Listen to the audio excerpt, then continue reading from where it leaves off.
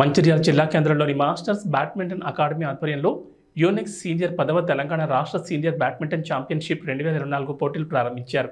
ఇందులో ముఖ్య అతిథులుగా మంచిర్యాల జిల్లా ఫారెస్ట్ అధికారి, మాజీ ఎమ్మెల్యే నల్లాల ఓదేలు భాగ్యలక్ష్మి, మున్సిపల్ చైర్మన్ ఉప్పలయ్య, మాజీ మున్సిపల్ వైస్ చైర్మన్ గాజుల ముఖేష్ గౌడ్ క్రీడాకారులు పాల్గొన్నారు.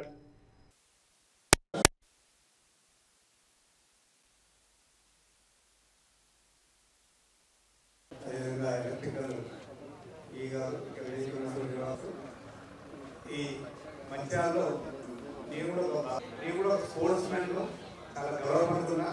ఖచ్చితంగా రాబోయే అందరికీ అదేవిధంగా వేదిక మీద అదేవిధంగా మా పార్టీ నాయకులకు అందరూ కూడా పేరు అలాగే డిఎఫ్ఓ ప్రోగ్రామ్ చాలా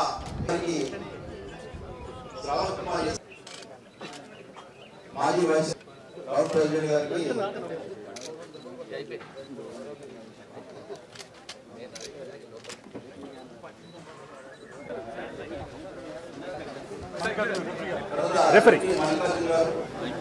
ఇప్పుడే చేద్దామా.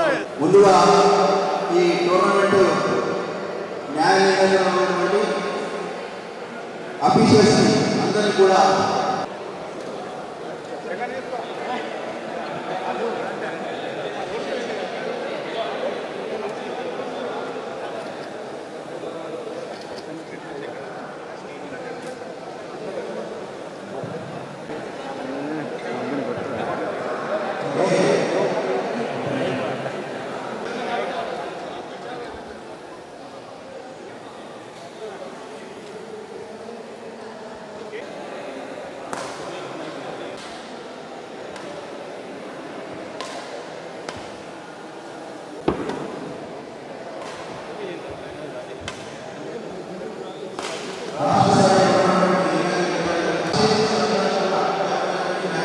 ఈ టోర్నమెంటు ఇక్కడ నిర్వహించడం చాలా గర్వకారణం.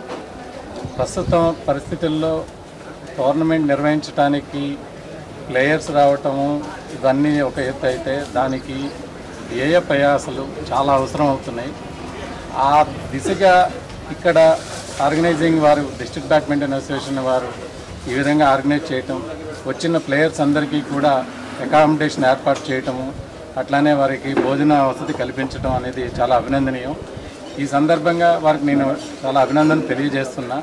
దానికి సంబంధించిన ఇంతకుముందు ముఖేష్ అన్న గారు, మున్సిపల్ చైర్మన్ గారు, మాజీ ఎమ్మెల్యే గారు, జిల్లా పరిషత్ చైర్మన్ గారు వీళ్ళందరూ ఆశించిన విధంగా వాళ్ళు కోఆపరేషన్ చేసి ఇక్కడ స్థలం కేటాయించి ఒక 10 కోట్ల స్టేడియం కనుక ఇక్కడ నిర్వహించగలిగితే ఈ రాష్ట్ర స్థాయి పోటీలే కాకుండా దేశంలో సంబంధించిన ఆల్ ఇండియా ర్యాంకింగ్ టోర్నమెంట్ కానీ నేషనల్స్ కానీ కూడా ఇక్కడ ఆర్గనైజ్ చేసే అవకాశం, ఆ ఫెసిలిటీ అన్నీ ఇక్కడ వస్తాయని ఆశిస్తున్నాను నేను. ఆ విధంగా ఆదిలాబాద్ డిస్ట్రిక్ట్ బ్యాడ్మింటన్ అసోసియేషన్ వారు కృషి చేస్తే ఖచ్చితంగా తెలంగాణ బ్యాడ్మింటన్ అసోసియేషన్ నుంచి ఖచ్చితంగా ఆ విధమైన అవకాశం ఇక్కడ కల్పిస్తారని, అట్లానే గోపీచంద్ గారికి, తెలంగాణ బ్యాడ్మింటన్ అసోసియేషన్ సెక్రటరీ అయిన గోపీచంద్ గారికి ఈ మంచిర్యాల మీద చాలా ఒక మంచి అభిప్రాయం ఉంది ఆయనకి. ఎందుకంటే మొన్న ఈ టోర్నమెంట్ కావాలని నేను అడిగిన తర్వాత వేరే జిల్లాలు కూడా అడిగారు. వాళ్ళందరూ కూడా ఎట్లా ఉంటుందంటే అక్కడ అకామిడేషన్ ఎట్లా ఉంది, స్టేడియం ఎట్లా ఉంది, అక్కడ వాళ్ళు చేయగలుగుతారా లేదా అన్నది మాకు అందరితోటి కూడా మాట్లాడి డిస్కస్ చేయడం జరుగుతుంది.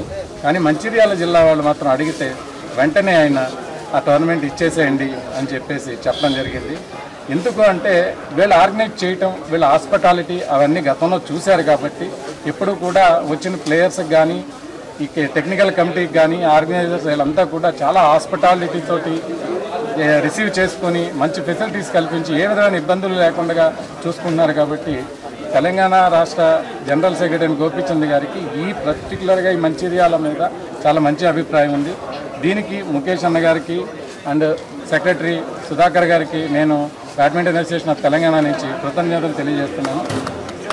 తల్లిదండ్రులు వాళ్ళ పిల్లలకి ఎంతో క్రీడలలో ఆసక్తి ఉన్నా కానీ వాళ్ళు సమయాభావం వల్ల వాళ్ళు చేయలేకపోతున్నారు. ఇలాంటి అకాడమీలో వస్తే తప్పకుండా పేరెంట్స్ కూడా వాళ్ళ లోపల ఆలోచన విధానం మారి మరి వాళ్ళ పిల్లలకు కూడా అన్ని స్పోర్ట్స్లో అన్ని రంగాలలో వాళ్ళు కూడా రాణించే విధంగా వాళ్ళు ప్రోత్సహించే అవకాశం ఉంటుంది. మంచిర్యాల పట్టణంలో గత 30 సంవత్సరాల నుంచి మనం ఆశిస్తున్న స్టేడియం అనేది ఇంతవరకు రాలేదు. మినీ స్టేడియం రాలేదు, పెద్ద స్టేడియం కూడా రాలేదు. కానీ ఈరోజు మనం ప్రీతమ నాయకులు మరి శాసనసభ్యులు ప్రేమసాగర్ రావు గారు వారు ఎలక్షన్ల ముందు కూడా చెప్పినారు, మరి ఎలక్షన్ తర్వాత కూడా చెప్పినారు. ఏమంటే మంచిర్యాలలో ఒక మంచి స్టేడియం నిర్మాణం చేస్తానని వాళ్ళు ప్రజలకు వాగ్దానం చేసినారు.